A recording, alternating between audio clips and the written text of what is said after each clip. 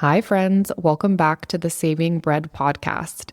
This week, I am talking with Parker Cook, the baker, educator, and content creator behind Basil and Bloom. If you already follow Parker, you know that there is a huge amount of information out there about how he bakes. He has shared extensively about sourdough, fermentation, starters, equipment, whole grains, running a microbakery. So I didn't want this episode to be a repeat of what you can already find on Instagram. I wanted it to be more about the person behind all of that information and what makes us trust someone online. What makes us trust an influencer? Why do we return to certain teachers and believe their recommendations and feel confident trying the techniques that they share? Parker and I talk about how he learns, how much testing and repetition goes into his baking, and why becoming better may be less about collecting information and more about learning how to observe. We also talk about how he approaches content, how he decides what is worth sharing, what goes into recommending a product to a large audience, and how he and his wife Camille have built Basil and Bloom together. There is plenty of bread in this conversation, but this episode is really a look at how Parker thinks, how he learns, how he teaches and builds trust with the people following along. And if you already follow him, I think you're going to enjoy getting to know him a little bit better. I'm Allie White, and this is Saving Bread.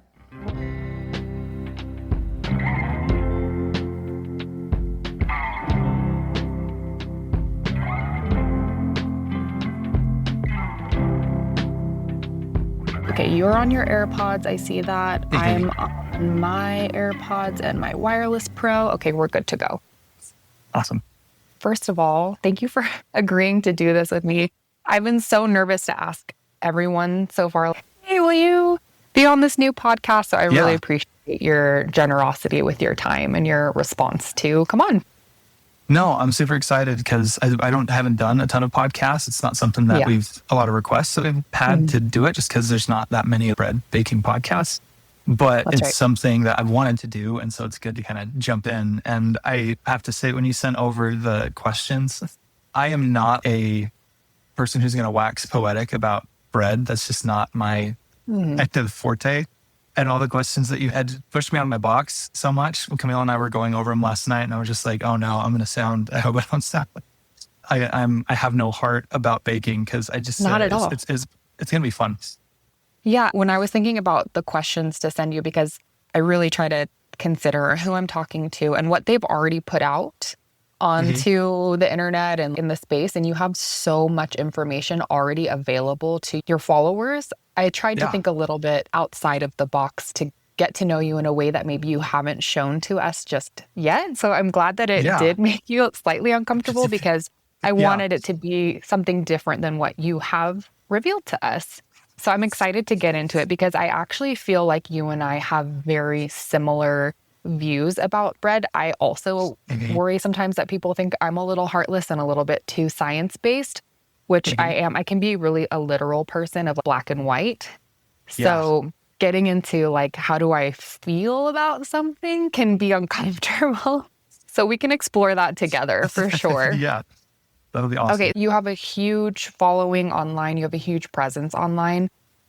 Congratulations, by the way, because you are one of my favorite, if we're going to call it, influencers. Sometimes I think it can come across a little bit annoying, but yours I really enjoy. So thank you for that.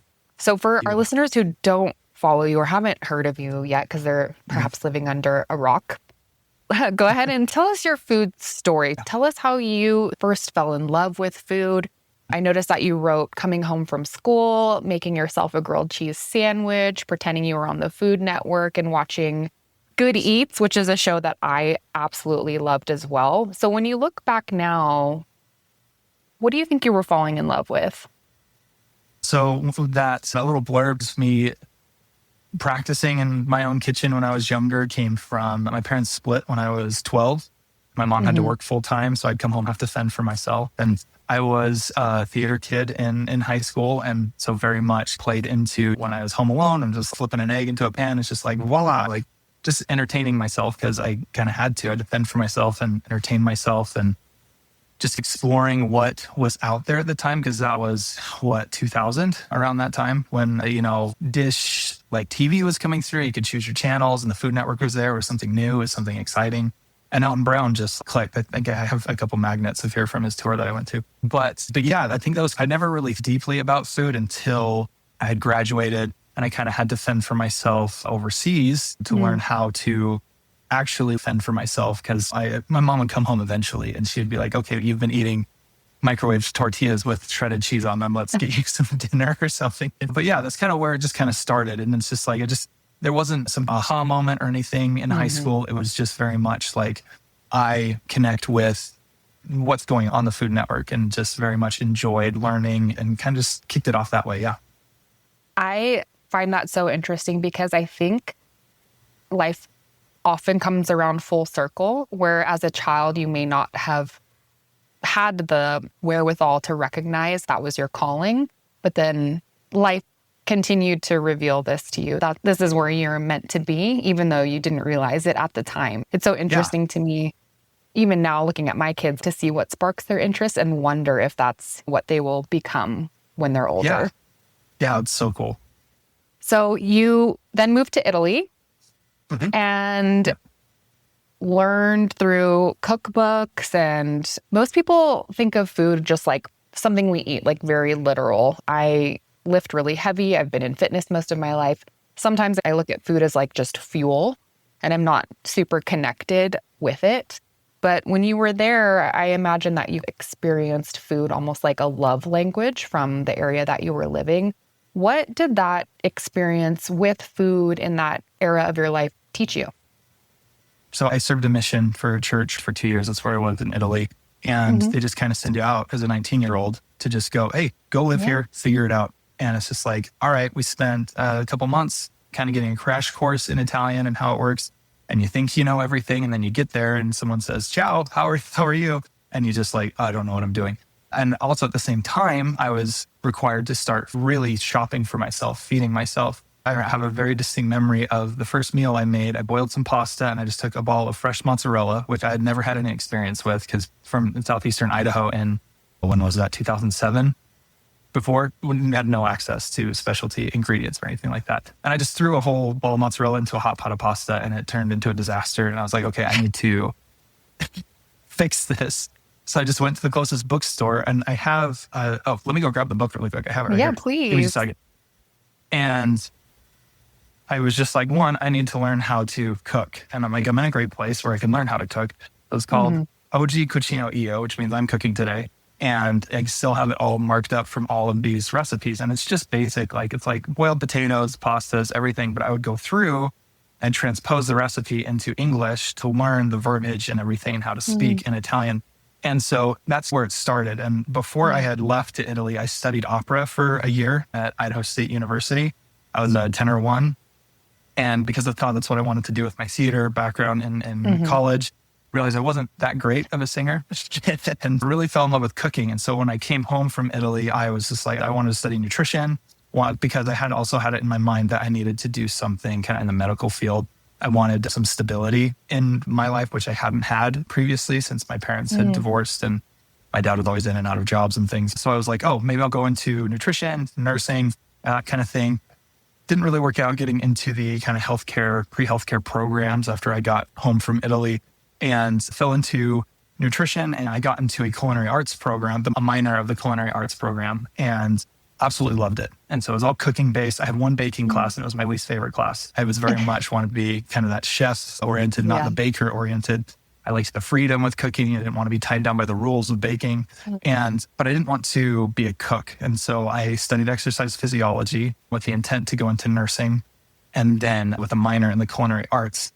And by the time I had graduated, I got hired as a research and development chef for a local produce company. And so that's kind of where I veered off from kind of that in the kitchen culinary experience to a research and development chef experience, more product-based, industrial kind of thing.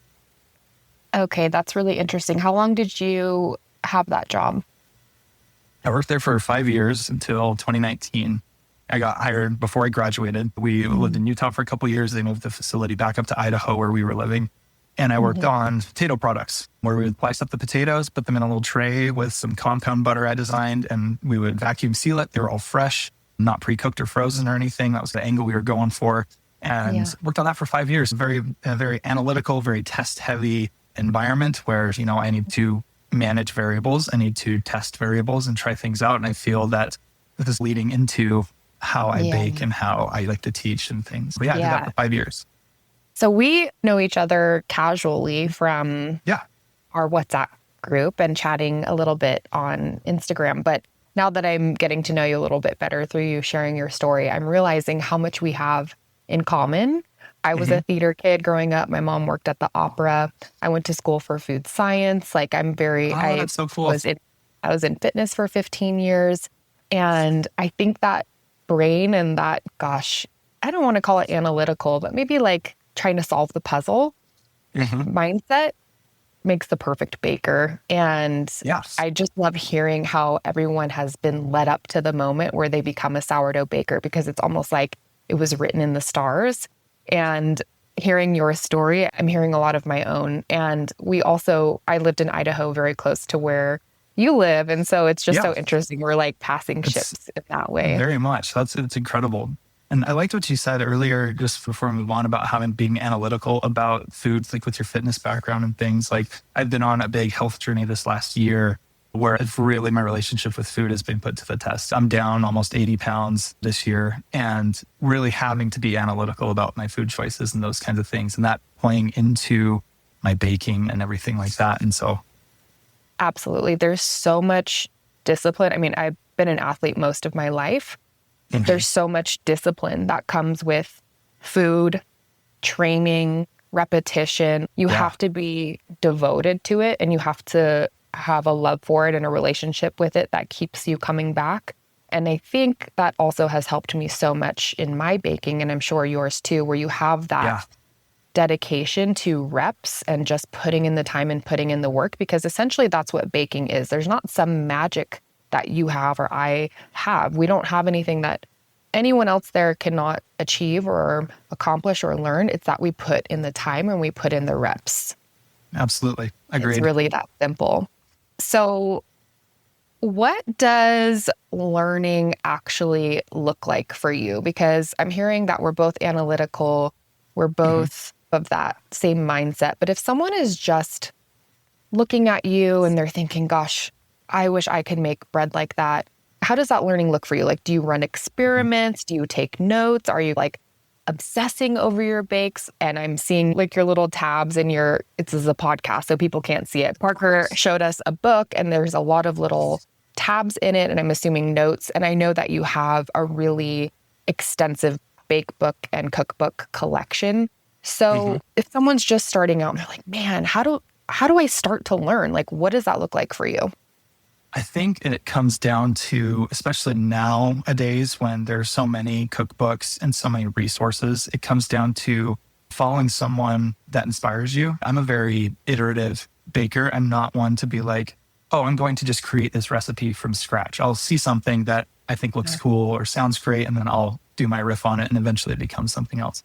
But so yes, it started with books. My very first sourdough cookbook was Flour, Water, Salt, Yeast by Ken Porkish, and started learning there. And then I moved on to, I actually skipped the tartine route that a lot of people take. And I learned a lot from Bread by Jeffrey Hamelman, which are two different ideologies on bread. And I think that really informed how I came back to my feelings on bread today. But now, at this moment, Parker wants to learn something about bread. It's me following someone on Instagram or somewhere that's doing something interesting that I find is clever, new, innovative, something I haven't done before. That's why I started following you, is because I saw your whole wheat bakes and someone had shared it. And it was just like, I was like, oh, that is 100% whole wheat. I didn't know you could achieve that. I'm going to follow Matriarch Bread.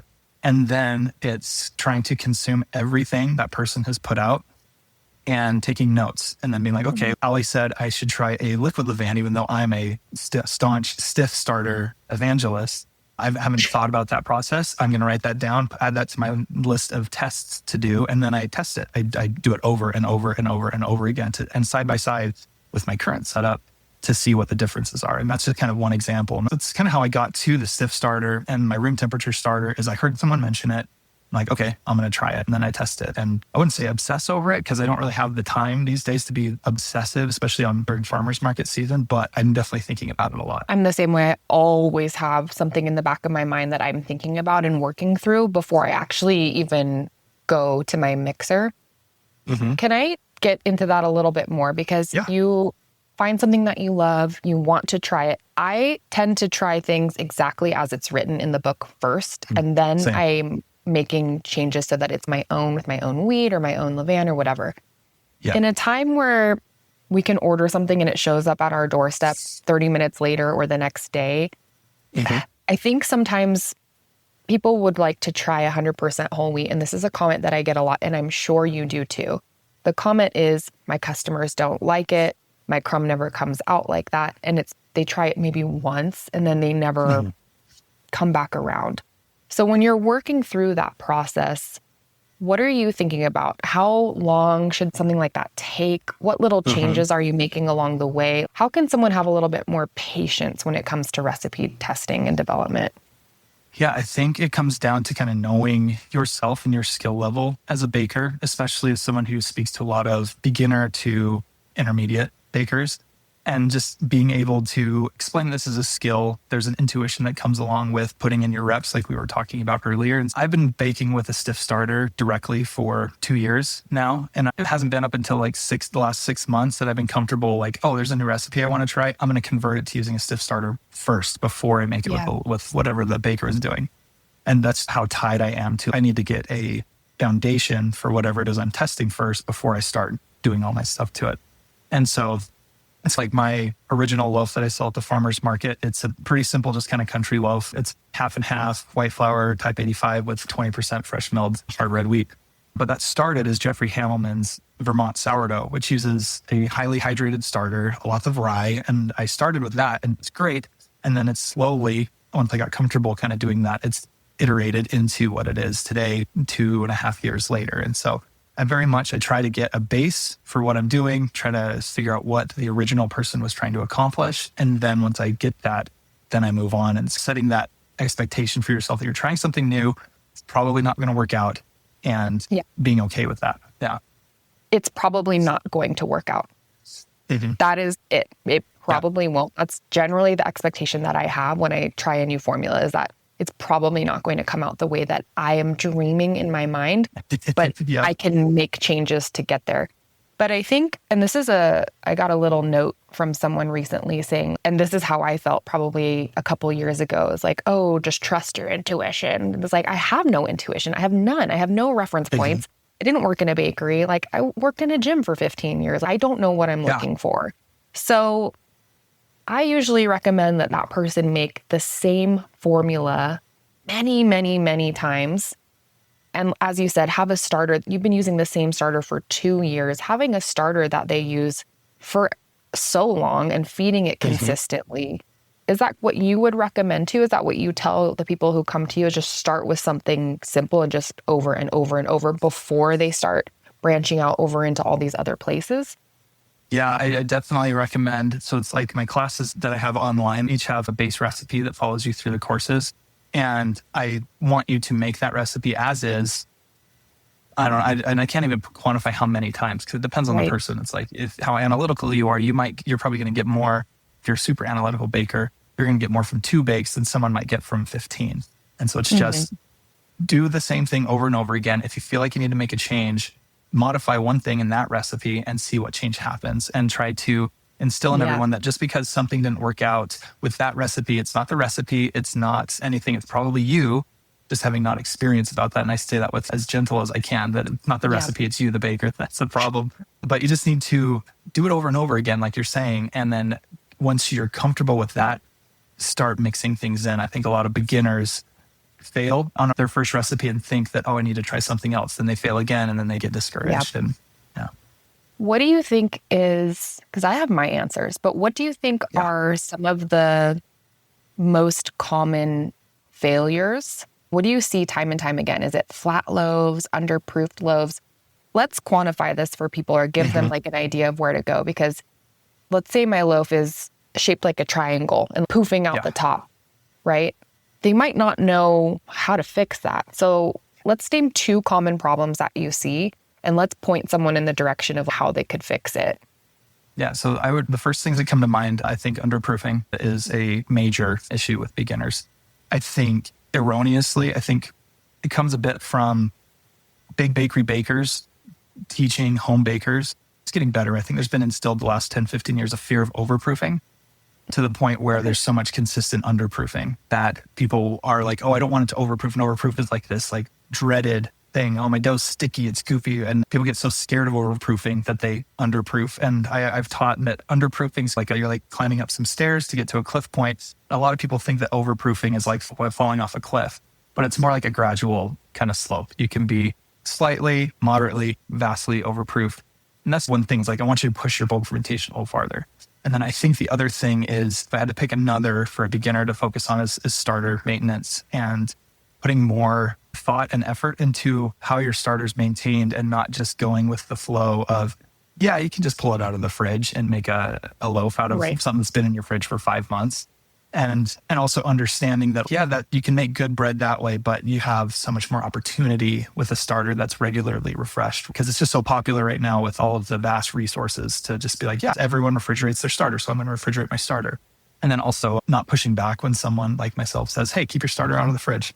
It's okay. I think it was Wayne Caddy who said in his class that I took that making bread is simple, but it's not easy.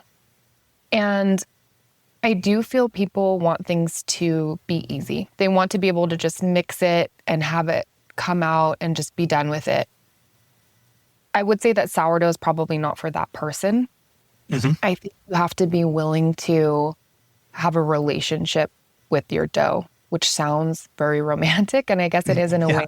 You have to understand why everything is happening. I think a lot of us try to become better bakers by collecting more information. But do you think that becoming a better baker is actually more about becoming a better observer of what's in front of you? I think so. I think becoming a better baker, and I really like that word observe, just because it's not just like observing your dough, your starter, and paying more attention to it and taking good notes and everything, but also observing the baking that's going on around you and being open to different ideas. Because a lot of the pushback that I get in my content is when I push against the grain a little bit. Like when I say I prefer skipping the cold proof and doing an ambient bake because I like the aroma that you get with that, and never focusing on the gut benefits because I'm not a health professional. So I'm not going to be talking about health. Sure. Health's so subjective. But getting pushback on those things like, oh, it's not real sourdough if it's not long fermented for 2 days in my refrigerator. And being open to different techniques, different styles, or even if you have a method that you feel isn't worth practicing. Like, for example, I don't use percent rise as a way to measure my bulk fermentation, but there are a lot of bakers who do that successfully. And so being open to that and not pushing back just because something's different from what you learned or different from what you're currently doing, just comes back to that observation and taking things in, even if you don't necessarily use them or value them. People don't like to be wrong or think that their ideas are incorrect or what they've learned or invested in is wrong or what they're doing is wrong. Being a baker, you have to have a lot of humility and you really need to leave your ego at the door because there is no wrong, in my opinion, as long as what you're making is bread. Like at the end of the day, did you make a loaf of bread that you or your family want to eat? That's the most important thing. How we got there doesn't really matter. To use a sports analogy, I am not a sports person. I couldn't tell you the first thing about basketball. But like, as long as we're on the court and the ball like went into the hoop, like who cares? Did you pass it? Did you dunk it? Did you throw it from wherever? I don't know. But did it go in? And it's the same with bread. It doesn't really matter how you got there as long as you got a product in the end that you really want to consume. However, I do think you need to be humble and recognize that there's a lot of people out there who've been doing it a lot longer. And even those people have things to learn. So to think that you know everything, like let's check our egos a little bit and understand that there's endless information to learn about bread. You could live your entire life making bread. morning to night all over the world, and you would never learn everything there is to know about it. It's like, it's always, even when getting into the science of it, whichever, the more you learn, the more you realize you don't understand. And what you've been saying echoes what I've been trying to kind of, as far as like getting into content a little bit, what I've been focusing on the last year is there's no really right or wrong way, like you were saying. My catchphrase, if you could call it that, is there's no rules with sourdough baking, just techniques that get you the bread that makes you happy. And I kind of had to explain this to my daughter during school last year. Is like, you can either choose your path that you're going to take or choose the results that you want. And you can't really have both. You either can follow all these steps and then get a result, or you can choose the result that you want and then the steps are dictated for you. So if I want a high hydration loaf, that's my end goal. There's steps I need to follow to get there. Or if it's like, oh, I'm just going to throw all these ingredients together, I'm just not going to follow a formula, I'm not going to learn baker's math or whatever, you're going to get something, but you don't get to really choose what that something is. And so that's where that understanding of different techniques and different perspectives really comes into play. And yes. And you and I are both larger scale production, you much more than I. If you do the second one where you're just kind of throwing everything together, you're going to make bread, and that's great. But if we're scaling and we're trying to produce bread and sell bread to a consumer, it needs to be kind of consistent week to week. There are going to be changes, absolutely. People need to be flexible, especially if the baker is working with local wheat, whole wheat. You got to be flexible a little bit on things. However, for the most part, it should be somewhat consistent throughout the year. And in order to achieve that, I do think you need to have a pretty good system in place if you want to go into production. If you're just let's all feel good kind of baker and you're just making content as far as baking at home, one-off loaves, whatever, just throw it into a bowl and see what happens and have fun. But for production, I think having a system is really important. Yeah, and I think a lot of micro bakers come to a point where they struggle with this magic to sourdough and this feeling. I've never been one to be like, the sourdough is my therapy, because it's not. It's been my job for a while. But I think there's a wall that a micro baker will hit going from a hobbyist to a semi-professional, professional, however you want to define that, where it's like, okay, I can't just come into this whimsically. I need to have standard operating procedures. I need to have formulas. And I think a lot of people are surprised when I'm like talking with someone one-on-one. I'm like, do you know baker's percentages? What's your formula? And they're just like, oh, I just kind of throw it together. I'm like, I can't do that every week. I have 200 loaves that I can max out on at my farmer's market and my regulars, because I have, I think 60% week over week are returning customers for us. They want my original loaf. They want my cheddar jalapeno loaf. They don't want something that's different because I'm not following a formula or what I've established beforehand. Can I ask you what formulas you use? Did you create your own? Do you sell formulas and spreadsheets to your customers? What does that look like? How can we help people learn to do that? Yeah, so I don't sell recipes. If I'm going to share a recipe on social media, it's just going to be for free access. And so I think I have 5 or 6 on my website. Where I do offer recipes and my spreadsheets and things are my online courses. So I have my beginner course, my intermediate course, my microbakery course, as well as the new fresh milled flour and baking with whole wheat course that launched earlier this year. And so those all have recipes all in there. And so those are the only recipes I guess I sell, but they're more just addenda to the course itself. Great. What a wonderful starting out point. So I started baking sourdough during COVID, but with my food science background, I think I did learn a little bit faster maybe than the average person, because I'm like a dog with a bone. If something's not working, I need to know why immediately. Yes, we're very much the same. Yes. But there weren't as many resources as there are now. So what a great resource for someone who's just starting, feeling really frustrated. They know that you've already, like you said, you took a formula that you liked, you made it your own, you added more whole wheat, you added more inclusions, whatever.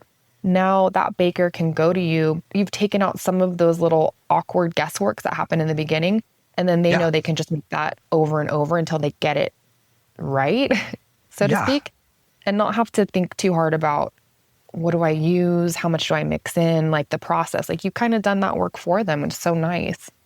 Yeah, especially with the fresh milled and whole grain class, because it's very much trying to spread the field, all aspects of baking with whole grains and freshly milled flours. I don't get too much into like 100% whole wheat loaves and that, because that's more still, I don't want to say a blind spot, because I've been baking with whole grain and fresh milled flour for almost 2 years, but it's very much like in addition to baking with commercial flours and things. And it's just a good bedrock of how to understand what's going to happen. And I give them a 10% recipe, a 20% recipe, a 50, and then an 80% fresh milled recipe is like the big challenge at the end of the course.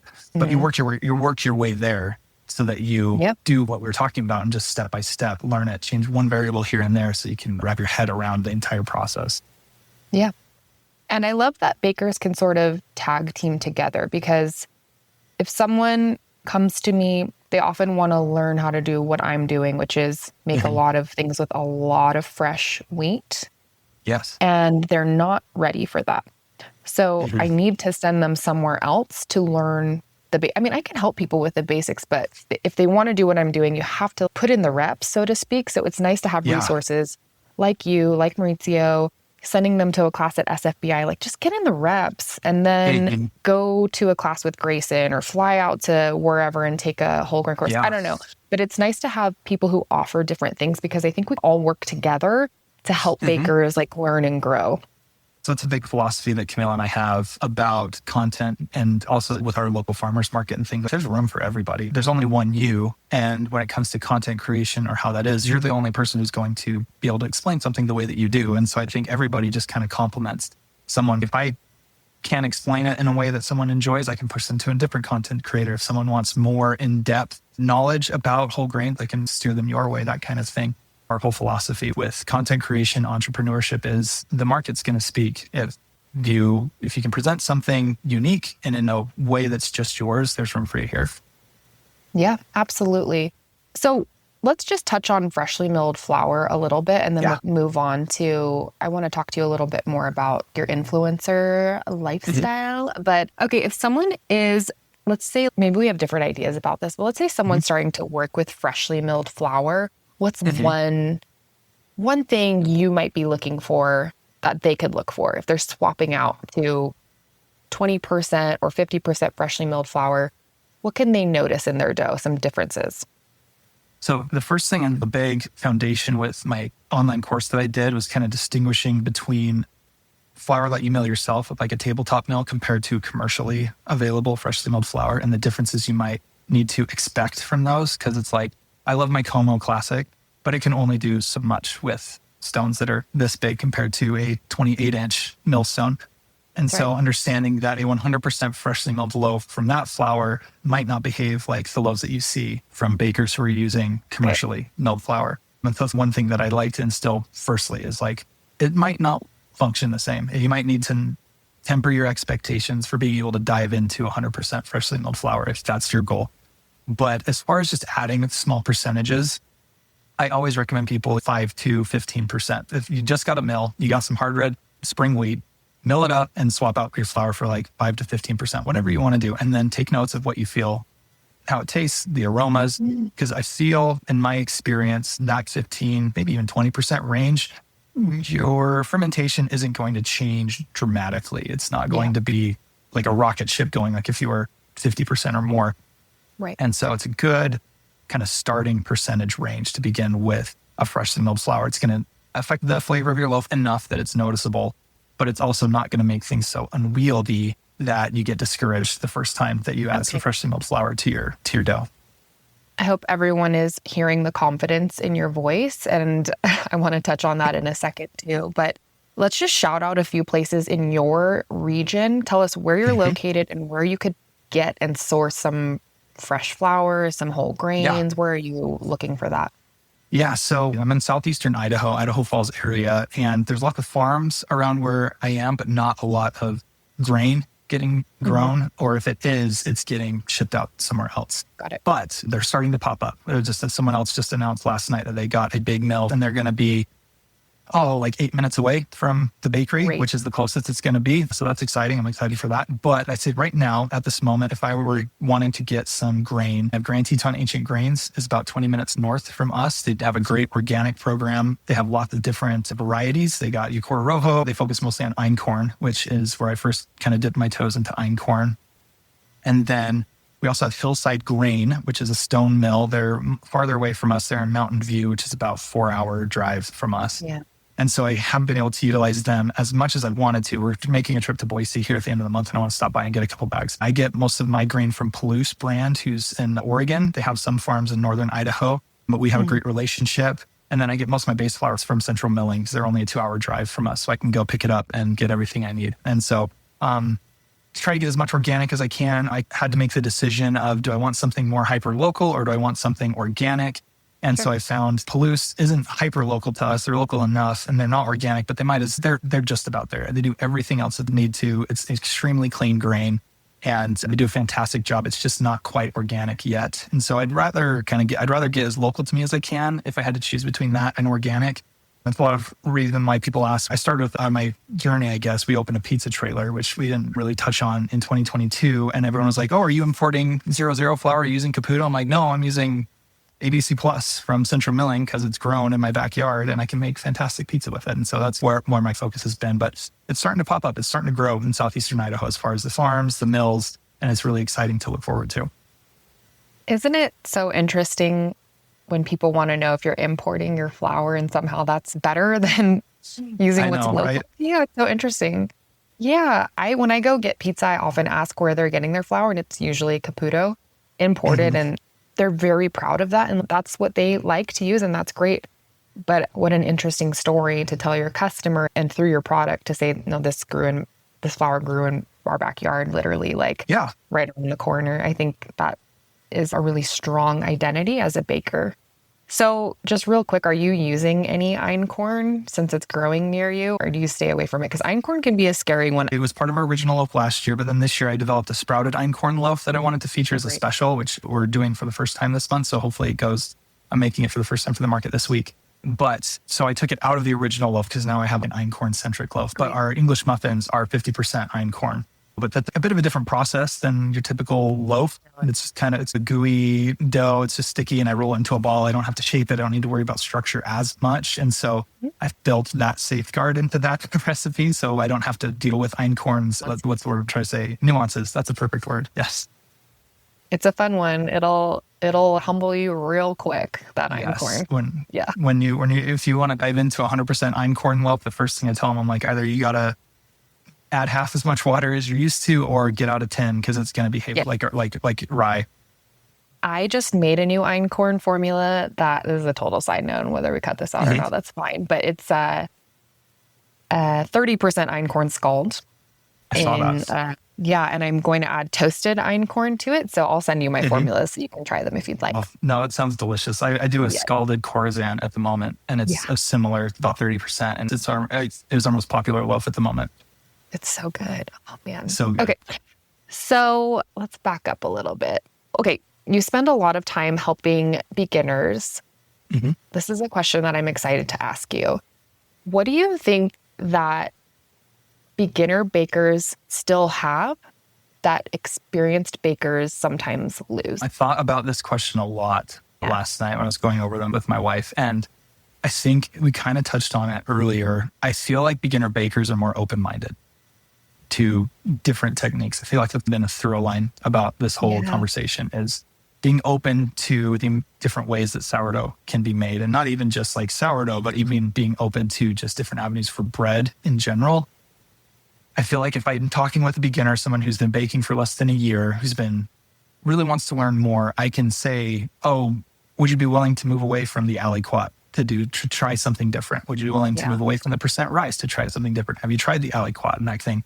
And they're much more open to different techniques. With more experienced bakers, those who have either been doing it at home for a long time, 10, 20, 30 years, or even professional bakers and then I consider a professional baker someone who has a brick and mortar, has a crew, who's baking bread daily thing, not like it's a micro baker like I consider myself to be.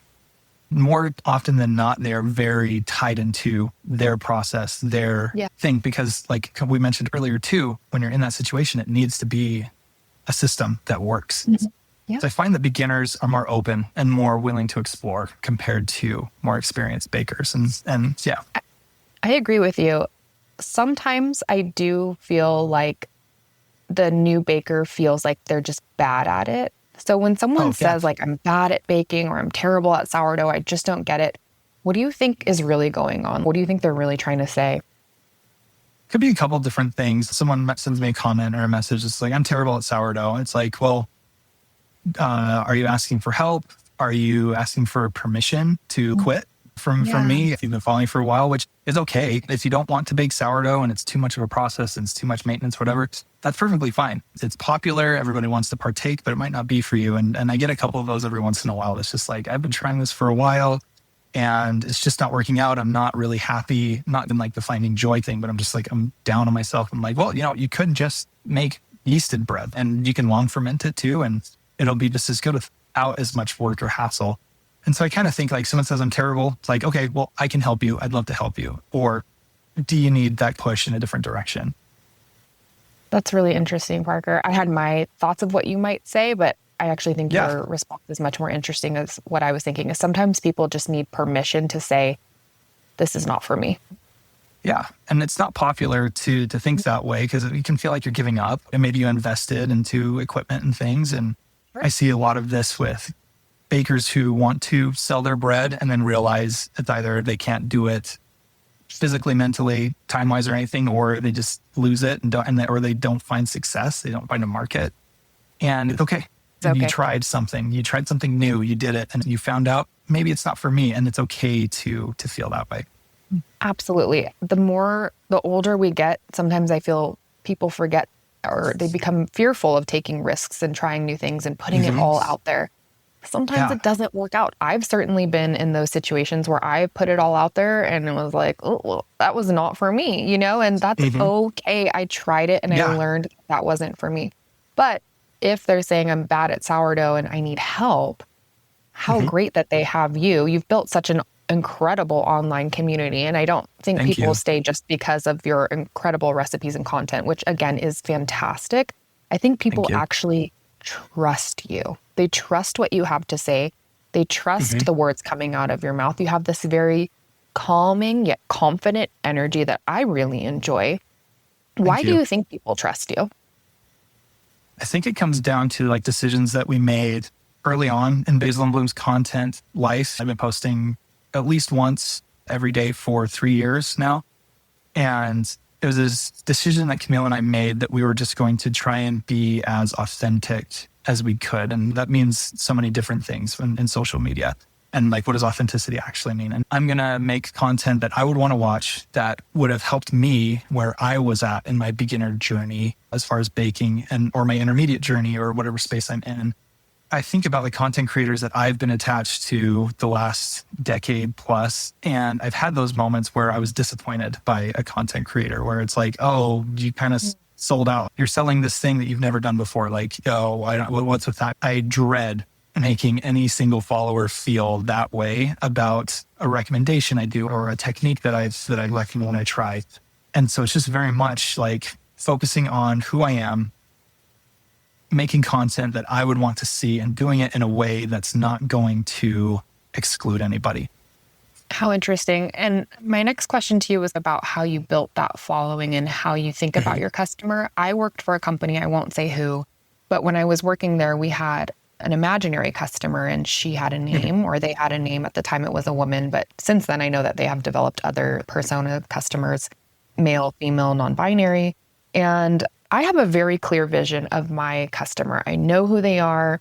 I know who I'm talking to when I'm posting on my social or sending out a newsletter or when I'm creating my menu. I know what they want to buy. I know the general order amounts. I'm really thinking about all of those things. Where do they shop? Where do they go? What movies do they watch? I really think about my customer that deeply. And it sounds like you do too. When you're talking and you're creating this content, who do you imagine that you're speaking to? Are you talking to yourself? Are you talking to that imaginary customer? Like, what does that look like so that if someone wants to make content like yours that feels so authentic, who are you talking to? This is one of those, comes back to thinking about bread analytically compared to poetically. In the moment when the camera's in front of me, I am speaking words and then directing myself in my head and saying like, oh, I didn't say that right. I didn't say that right. It's like a 60-second video. I'm going to have 10 minutes of footage that I have to clear through because I'm like, oh, I didn't say that right. But as far as like questions that are answered, and most of my content comes from my community. Someone asks me a question and I'm like, okay, I'm going to make a video about that. And sometimes I'll think about that person who asked that question. And especially during like when I do Q&As on stories, I love responding directly to somebody because it's easier to make content that way. It's more natural because everybody says like, oh, when you're speaking to your camera, pretend you're talking to your best friend. That's really hard for me to feel natural and kind of go through that process. Yeah. And even though I was in theater and that kind of plays into that, the whole content creation aspect. But yeah, I'm just trying to think of how can I take this concept, distill it into a 60-second blurb in a way that makes sense and also in a way that kind of sparks curiosities for someone to look at my next piece of content or hit the follow button if they're not following me yet. That's my thought process. I want to help the baker who asked the question or help this intermediate baker with this thing but not do it in a way that's overwhelming for a beginner baker who might see me talking about stiff starter ratios. They're going to be like, oh, I don't want to follow this guy. I'm so confused already. And there's a lot that goes into it to make it natural, trustworthy, especially when we start recommending products and things. I want to help people. It comes across that way. It really does come across that way. It feels like you want to help us. I do get that from you. And something that I've run into in my personal life, not to like overshare with our community, but baking is a grind. It's a lot of hours. It's very early. Sometimes it bleeds over into my family time. And not that it's ever created problems, but it's definitely been a hurdle of something that I've had to navigate and figure out how to balance so that I'm respecting everyone's boundaries and making sure that people feel prioritized in my family and I'm not sacrificing my mental health or my desire to grow as a person. Like I am a mother, I am a wife, but I also have a very strong identity as a person who wants to work and contribute a lot into society and create content for people. That's why I started the podcast. I want to help other people. Yeah. Finding that balance with my personal life has challenged me. So I'm wondering for you as someone who's really gone above and beyond as a influencer and someone who creates all this content, I love that you and your wife often do it together. But can you maybe give us a couple tips on how to navigate that so that it remains healthy and it doesn't consume someone? Yeah, we talked about this a lot, my wife and I, how we focus on that word balance. We've been full-time entrepreneurs since 2019, before Basil Bloom existed. And so we've been working full-time together for 7 years now. And when it comes down to balance, might not be the best thing depending on your goals. And so, because this full-time content creator, full-time entrepreneur business requires you to work when the work presents itself, or there's an opportunity you need to take where you need to set aside plans or things to go take advantage of that. And it comes down to when we want to grow the business, we need to put in the work to facilitate that. And that requires more of your time, like you were saying. And it's very analogous to someone starting a microbakery and realizing how much time it's going to take, and that takes away from your family time. So what it comes down to us is we will do what's necessary to get the business moving and keep it going. Because as an entrepreneur, as a baker, as a content creator, if a topic is taking off on social media and I need to leave dinner at home to go make a video of it to capitalize on that moment, we need to be ready for that. And as a family, we've talked about that and we anticipate that. But then on the opposite end, it's like when I don't need to create content, when I'm not at the bakery, I need to be intentional with the time that I have with my family. And so I try to respond to as many messages and comments as I possibly can. Anytime where someone else might be doom scrolling on their phone, I'm responding to people just because I want to answer everybody's questions as I can, which is an impossible task because we get so many every day. But it's like when I'm sitting at home in my chair and my kid runs up to me and I'm responding to comments, I need to make that decision and putting this away so that I can be with my family. Because the idea of balance clashes with the lifestyle that is working for us right now. It's like I keep kind of coming back to the work is there, it needs to get done. And Camille and I are very aligned in that when there's work to be done, it has to get done. We just get it done. We're very head down, shoulders down to get that work done. And so we struggle with the word balance because it's like, what are your goals? And you kind of have to decide if you're going to sacrifice that 9 to 5 schedule to grow where you want to grow, because we wanted Basil and Bloom to grow to what it is. And we want it to grow beyond that, but that might take more from us than another person is willing to sacrifice. Right. What I'm hearing is that you and your wife are great communicators. I love that you read these questions with her, that you had this conversation, that she's on the social. It seems like the two of you are very aligned. And I think that takes a lot of communication. Mike and I are the same. We'll sit down. I will tell him, look, I need to teach this 3-day class. I need to teach this 3-day class. Here are my goals. Here are the things that I'd like to do.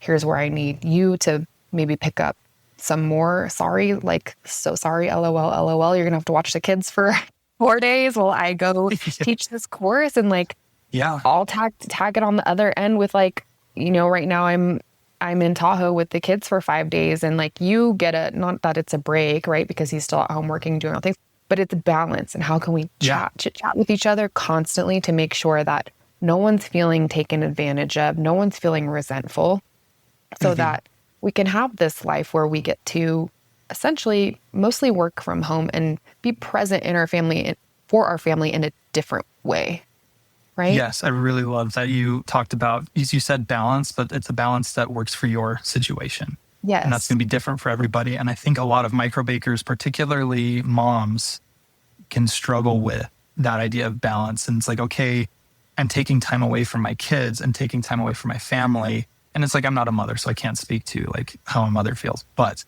I can try to empathize with the idea of, I'm starting this microbakery. My Thursdays and Fridays are dedicated to mixing and baking.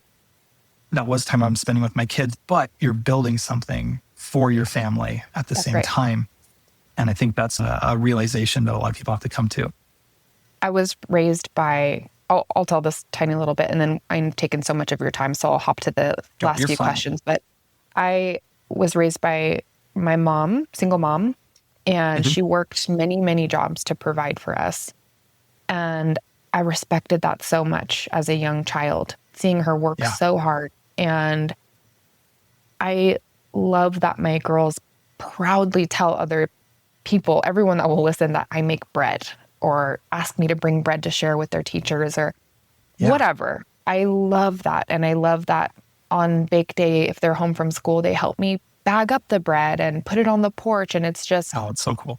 I've tried to find ways to include them when I can. The bagging is like legally the only thing they can help me with, but not having it be just like, this is my time, like nobody talk to me, right? It's like, how can we make it work for everyone? How can everyone feel included? I'll send some bread off with you this morning to school to share with your teachers, and just have it feel like it's for all of us, but I still get to have an identity as a baker and a mother and a wife, and it doesn't feel so disconnected. Yeah, and that's something that I struggle with right now at the moment, especially since I bake in a different space than we live in, is like that idea of like, this is my time. Like, don't like, I need to be left alone, especially when I'm mixing 150, 200 loaves or baking it. It's very much like a timer's going off every 3 to 5 minutes. And it's just like, my daughter texts me like, oh, how's it going? And it's like, I can't talk to you right now. It's like, I understand that. But, and then it comes back to that intentionality is like, okay, my days off are Sunday and Monday, more or less, during farmers market season, but I'm also like recovering from the farmers market physically and mentally. Yeah. And so it's just, I need to make that work for my family, and then put that and realize that like, I can't just go shut myself in bed for 6 hours after the farmers market while I am like crashing out after being awake for 3 days, because my kids want to see me and I want to see my kids. And so it's like, okay, I got to set that aside, and I've been gone for 3 days. I'm just going to sit here and just let it happen, you know? I am making myself sound a lot more angelic than I really am in real life. I mean, some of my harshest words have come out when I am stressed in the bakery, or I accidentally deleted a formula recently and I yelled at my husband like I never have before. And I'm like, this isn't your fault. I don't know why I'm yelling at you. And poor guy. Okay, at least he gets fresh bread very often. Yeah. Loves those chocolate chip cookies. Okay. So let's kind of wrap this up, because I feel like you've touched on so many of the things that I sent over to you, and I can't thank you enough. The podcast is called Saving Bread, because I do think that bread, real bread and real baking, be it cookies, cakes, whatever, but I mean, my specialty is sourdough bread. It needs saving. And in my mind, that means working with local farmers, making it the right way, slowly, being intentional, taking notes, like really coming back to our roots of food and letting it be something really wholesome and making sure we don't lose that. That's what it means to me. What does it mean to you? And how do you feel like you're contributing to keeping this love alive? I think I echo a bit in what you're saying about going back to a more wholesome product and bringing back things that have been lost as far as processing and that type of thing. Because honestly, I don't have a problem with grocery store sandwich bread like you see a lot across social media. If I'm making a peanut butter jelly sandwich, we don't buy Wonder Bread, but whatever the analogous bread is. But as far as saving bread is concerned, I think my feelings on if I'm trying to save bread, how am I doing that? I think it's trying to cultivate that open-mindedness that we've spoken about a bit, is not being so closed off to what bread is, what sourdough bread is, how you can make sourdough bread. Because I get so many questions of like, I want to keep baking, but I can't keep with the sourdough. Am I doing something wrong? And it's like, no, you don't need to limit yourself with baking just in the sourdoughs because it's had this renaissance over the last 15, 20 years. As long as you're making something that you're happy with, that I feel fulfilled as someone who is helping someone else. And so I think saving bread to me is broadening your horizon as to what bread is, what it can be, and not limiting yourself to some strict boxes and realizing that box might work for you, but there's a whole world of just different things for everyone to experience. And that's where I'd like to go with my experience next, is just exploring what's out there, what you can do, not just in the sourdough space, but try to broaden my horizons as far as what does bread look like in Europe or Africa or those kinds of things. I'm not going to be able to travel to all these different places, but that's what's got my spark going now, is what does bread look like outside of my bubble? And is that sourdough? Is it not sourdough? Or like, is it long fermented? Is it quick? I don't know. And so it's just get out of the box and try to understand that there's a world outside the box. I think that's what saving bread is to me, is being more open-minded to what bread is. I love that. What a unique answer, and one that I have not really heard yet.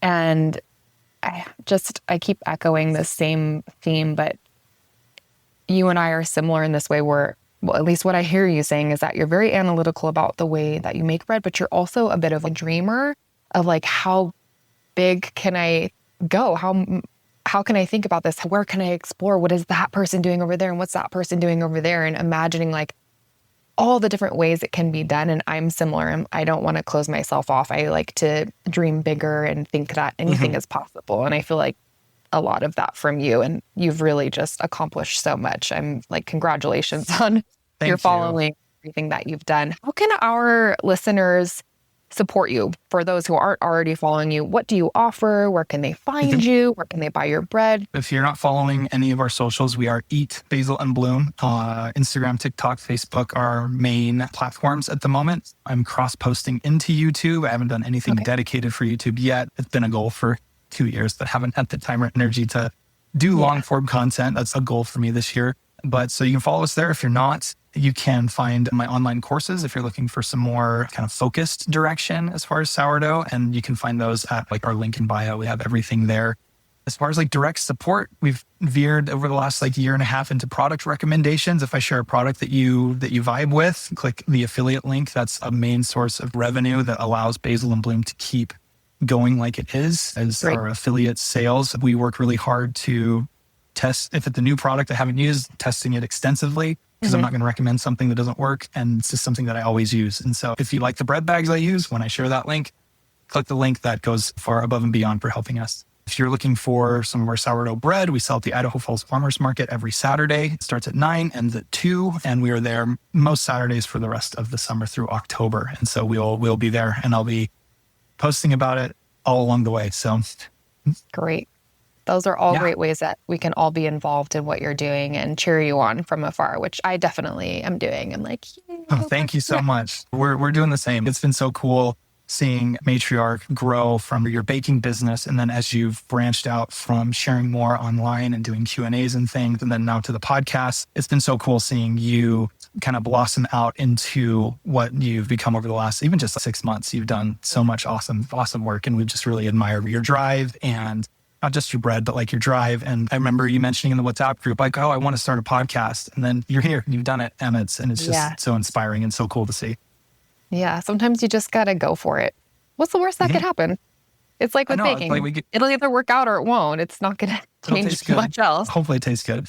But it's kind of like with content creation. It's like, oh, where should I start? You should just post something, and just like do it. Throw spaghetti at the wall. Exactly. See what sticks. So, yeah. Tell your amazing, gorgeous wife, thank you so much for letting me have an hour and 15 minutes of your time. And you are wonderful. So happy that we can do this. Good. Yay. Okay. Well, you and I will be chit-chatting, I'm sure, on WhatsApp or Instagram. Oh, yes. I was this close to coming to your course with Grayson, and I just couldn't make the travel work. So I think that's in my future, is getting to Petaluma to one of your classes, because that's one my Mount Rushmores of bread, is to just dive into whole wheat, because I love the loaves that you're making. And so we'll be in touch, I'm sure, about whether it's a one-on-one or I get to your class in California. That's one of my goals for the next year. That would be great. You're always welcome. All right, my friend, I'm going to end the recording for us, okay? But we'll be able to still chat after. Okay, bye. Awesome. See ya. Thank you again, Parker, for taking the time to talk with us today on the podcast and share a little bit more of yourself with our community. And what really stood out to me in this conversation is how willing Parker is to continue learning. He's incredibly analytical, but he's also open to testing a different method, listening to another baker, and changing his approach when the results give him a reason to. And I think that combination of experience, repetition, and open-mindedness is a big part of why so many people trust him. If you enjoyed this conversation, go support Parker and Camille and everything that they're building at Basil and Bloom. Follow Parker on Instagram at eatbasilandbloom for sourdough education, baking experiments, microbakery content, and product recommendations. My personal favorite is his loaf counter for his market. If you know, you know. You can also find Parker's online courses covering beginner and intermediate sourdough, microbakery education, whole grains, and freshly milled flour. And as Parker mentioned in our conversation, if he recommends a product you are already planning to purchase, using his affiliate link is just a simple way to directly support the free educational content that Basil and Bloom puts out.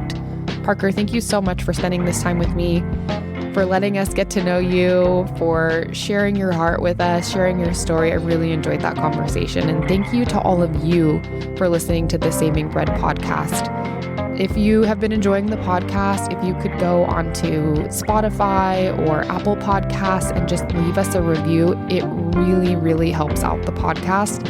Sharing the podcast on your Instagram with your other baker friends, all of those things, they really help us out, and I really appreciate it when you all do that, and it means the world to me. Thank you for listening to the Saving Bread podcast. Music by Joshua from Dope. I'm Allie White, and as always, happy baking and long live real bread.